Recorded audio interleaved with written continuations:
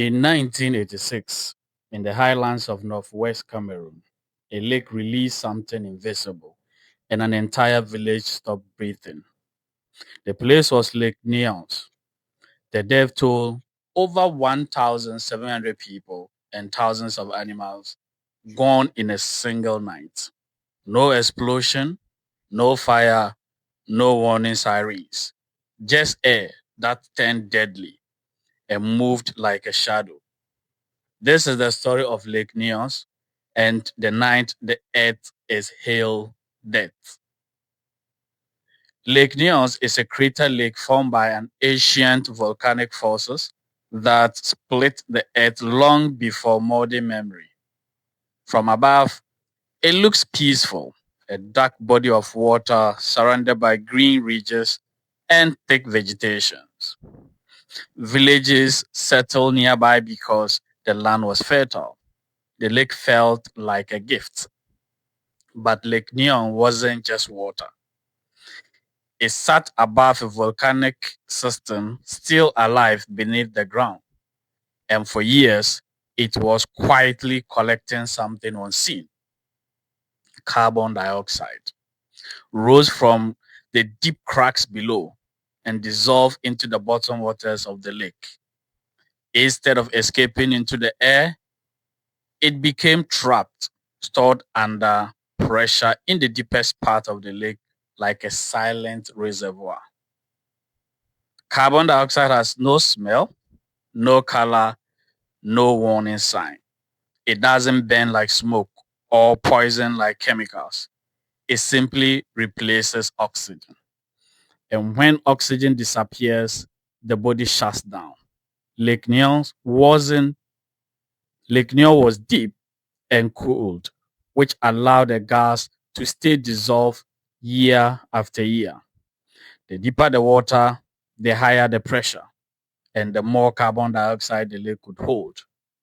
Scientists will later describe it like a bottle of soda shaking for decades, waiting for the smallest moment that could uncork it. On the night of August 21st, 1986, something disturbed the balance. There are theories: a landslide, a tremor, sudden mixing of water layers, but the result was the same. The gas rich water from the bottom surged upwards. As it rose, pressure dropped, and the dissolved carbon dioxide violently burst out of the lake, not as smoke, not as steam, but as a massive, invisible cloud. Carbon dioxide is heavier than air. It does not rise, it falls. The clouds spilled over the rim of the crater and slid downhill into the valleys, flowing across the ground like a silent flood.